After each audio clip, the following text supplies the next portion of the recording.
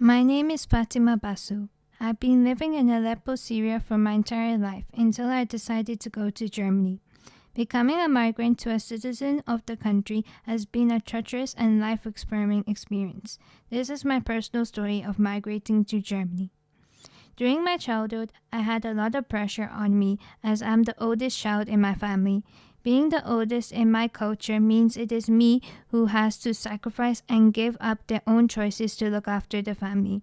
People in the culture also prefer to have boys than girls because the son can carry the family name. I live with my two brothers, my mother and my father. My father was a teacher, but now has retired due to his poor health conditions. And my mother worked on an agricultural land and earns about 150 to 200 CM pounds per hour in areas under regime control. At the age of 5, I started to go to school until I learned how to read and write Arabic. I started progressing in school rapidly, and I had aspirations of being a teacher. At the age of 11, I stopped school because my father told me that my brother should start school to help us in the future. I was devastated and lost the feeling of life. Learning was a major part of my life, and I treasured it when I went to school. I started to look for a job, but it wasn't easy. I stayed at home to look after my brothers and help them in their schoolwork and help my mother with the household chores like cooking and cleaning. My life had changed completely, but I realized that later this was not the biggest change in my life. Something was going to change my life forever. On December 10, 2011, when I was 15 years old, it was announced that a civil war was going to happen. Everybody was devastated in my hometown. Many young men volunteered in my village to become soldiers and to defend against the government. On March 15th, the war officially started. Aleppo started to become a really unsafe place due to many bomb raids. Every day there were so many gunshots, and I could hear the violent screams echoing into my ears. I was very worried about my family's safety. Our apartment collapsed 10 days after the war. We were forced to live in absolute poverty with limited food and water. My father and my mother's health conditions started deteriorating rapidly, and we were forced to stay underground till it became quiet. When we came out of the underground, we received help from a humanitarian agency, UNHCR, with food, water, and first aid. We had to walk in desperate search for shelter and several days with little food and water left. My father and mother struggled to walk, so we were desperate to find a refugee center. A couple of times we stood for a while to look for any bus stops, railways, or any modes of transport, but it was no luck.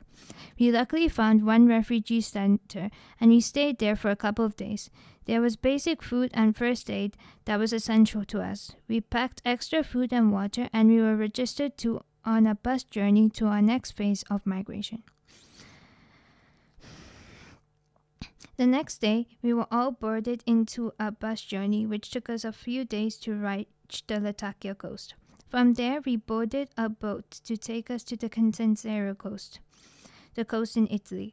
The boat was jam-packed with many migrants, with their small children, including newborns. I felt that the boat was going to sink as there were so many people. I could hear crying prayers of people to save our lives. Many of people died in our ship due to lack of water and due to people falling off the ship without the ability to swim. My father had really high fever and my mother felt seasick. The medicines didn't seem to cure them. I felt like they were not going to be able to survive the journey. Once we arrived at the Contenzero coast, qualified doctors approached us and took care of our health conditions. We were quickly placed in a refugee center. This time there were so many refugees and we were running out of food and the first aid supplies. It was a very chaotic atmosphere, but we seemed to manage in these circumstances. We were then transferred in a bus to a refugee center in Germany.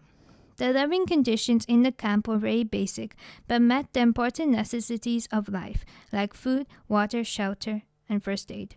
We were thankful that we were well looked after. The advisors in the refugee camp told us to start the integration process in Germany. I started getting lessons in German and I was placed in a German public school.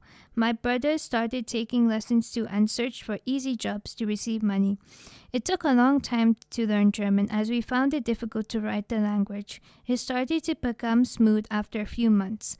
I picked up the language quite well after a few months and I started to fill in an application for our 3-year residence permit. After 3 months, we soon moved out of the refugee camp and rented a small apartment in the center of Berlin. After 3 years, I started my teaching course at the Free University of Berlin. We also received our settlement permit to live in Germany. This was the happiest day of my life. I was going to become a teacher. My family was happy with the career choice and I started to earn money for my family. I am happy to live in such a beautiful country with variety of opportunities for young people and gender equality for men and women. I'm thankful to be away from crime and conflict and be in a country with political security. Life has taught me 2 things: to never give up and to keep going on your dreams. If you're hardworking and sincere, you can achieve anything. This is my migrant story.